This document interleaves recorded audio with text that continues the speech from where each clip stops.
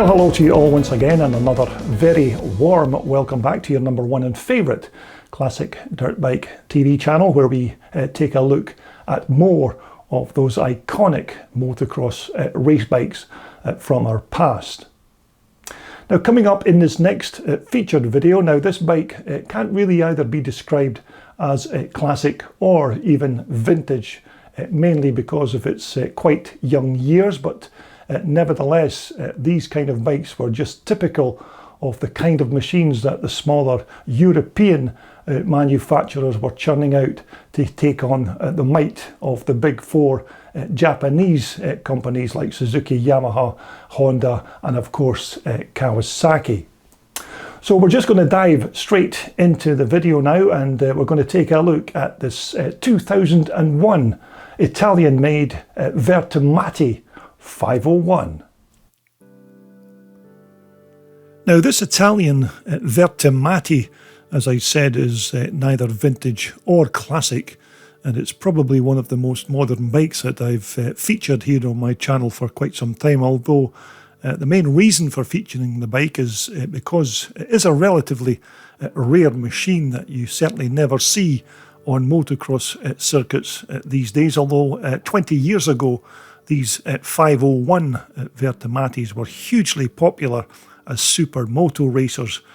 but they're now becoming very rare indeed here in 2021.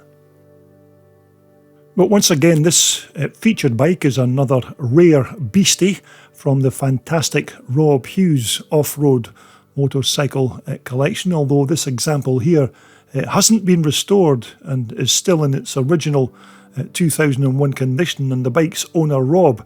said that he bought this bike on an internet auction site because it was going reasonably cheap, and he just wanted to buy it because it was such an interesting motorcycle. But as you know, the Italian Vertemati Company was started by the two Vertemati brothers of Guido and Alvaro, who at that time were Italian importers of the big Husaberg motocrossers, and some say that both brothers were solely responsible for introducing four-stroke race bikes to Europe, because the Vertemati brothers took the original Husaberg 500 motors and then made all manner of tuning and improvements to the Swedish built power plant, so much so that the original Husaberg bikes then took on a completely brand new identity, to which they say the Husaberg factory then took offence to. So the brothers just went ahead and then removed all of the Husaberg identifications from their bikes and then built their very own machine, utilising, of course, some of their unique engineering skills. And it was also around this time that the Italian Bimota company commissioned Vertemati to build a bike for enduro and motocross use, that the new company VOR, or Vertemati Off-Road, was then formed. Although I have to say the Vertemati's history and background is very extensive and a bit complex, and I just can't even begin to cover their entire life story in this very short video. Now, this Vertemati power plant is loosely based around the big Husaberg 500 motor, although the two Vertemati brothers were very capable engineers, and they basically reworked this four-stroke power plant, but essentially the motor's crankcases and cylinder are all machined from a single block of billet aluminium, whereby most of the engine's component parts are then fitted through the side of the casings. Now, there was also a certain amount of magnesium used in this engine's construction, but this 500 motor is simply an engineering masterpiece in its own right. Now, the engine was also fitted with a 4-valve head, and the cams were gear-driven and not by the old-school cam chain type system. Now, I think the European version of this bike, which is the one that we're looking at here, I think it had a 5-speed gearbox, and I'm sure the American or international bikes had a 6-speed gearbox. Now the engine's kickstart just folded out in the traditional manner and then of course just clicked into place, although to fire up this particular engine you had to kick it forward and not back. So if you weren't used to using a forward kicking kickstart, then it could be a bit awkward at first, but once you used the kickstart in conjunction with the decompressor, the motor wasn't really any harder to start than any other big single cylinder 4-stroke. But this was still a very well engineered 500 engine, and the Vertemati brothers certainly knew their stuff when it came to putting one of these big 4-stroke motocross engines together. Now the motor's clutch once more was a heavy duty affair so that it could handle the big horsepower that was put out from that powerful liquid cooled engine, and again this was also hydraulically operated rather than the old school cable systems of the past. And the gearbox also was of the cassette type system whereby all of the cogs and shifter mechanisms were then slid in from this left hand side of the motor, but it was all vastly complicated but very well engineered. Now the bike's exhaust system, as you'd expect, is a custom made stainless steel unit with these twin header pipes that go and split into two separate parts, which of course eventually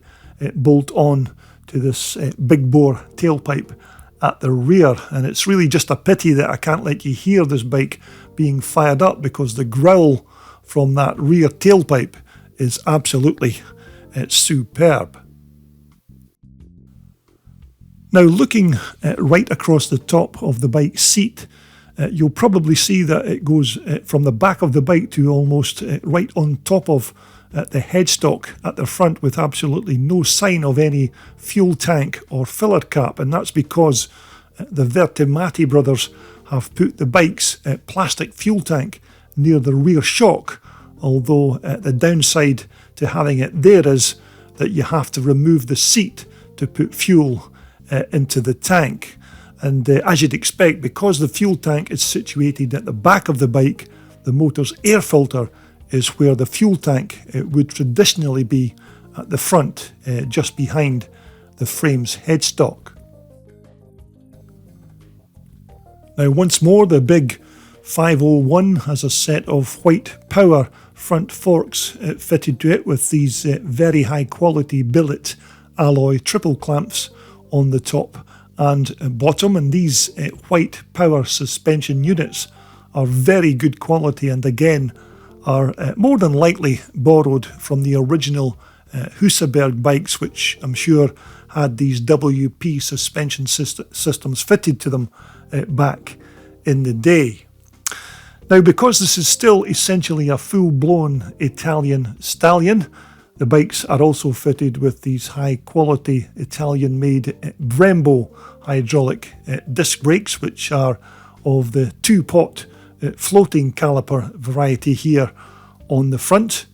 And of course, the rear brake is also a single-pot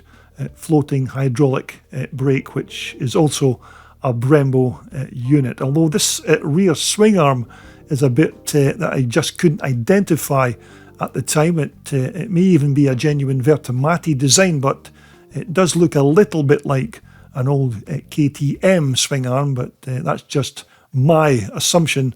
of the swing arm. But it does look strong enough to cope with anything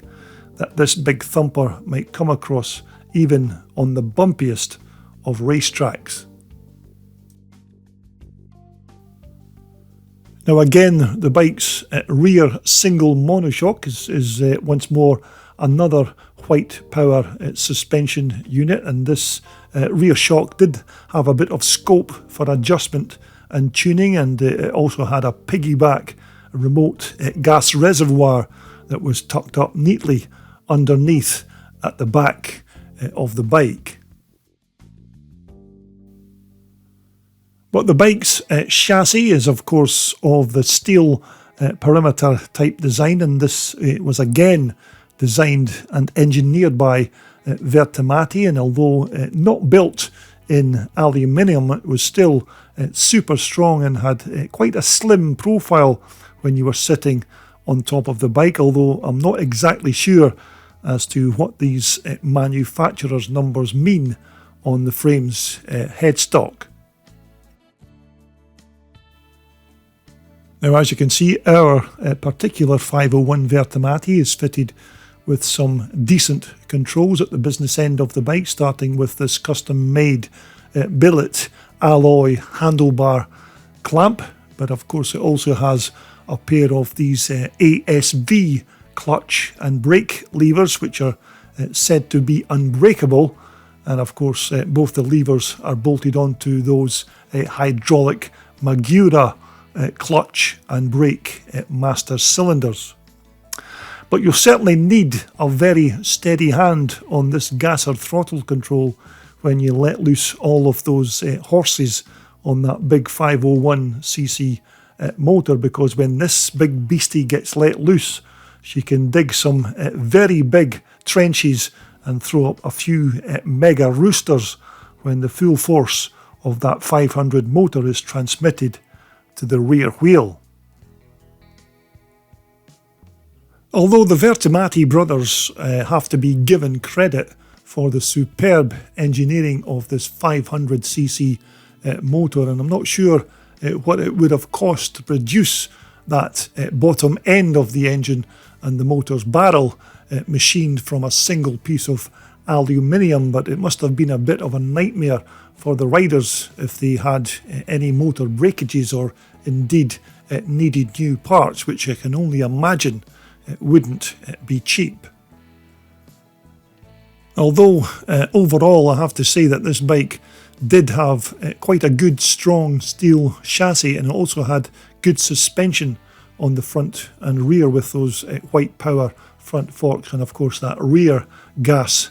single shock. But other innovations like having the fuel tank at the rear of the bike where you have to remove the seat to fill it up were all part and parcel of the Vertemati thinking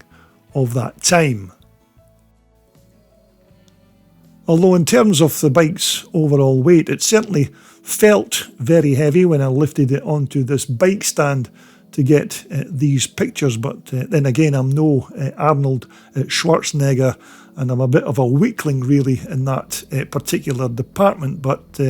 it's said that I think this bike weighed in around the 230 pounds mark, which was quite a good bit lighter than the equivalent 500 Husaberg racer of that year.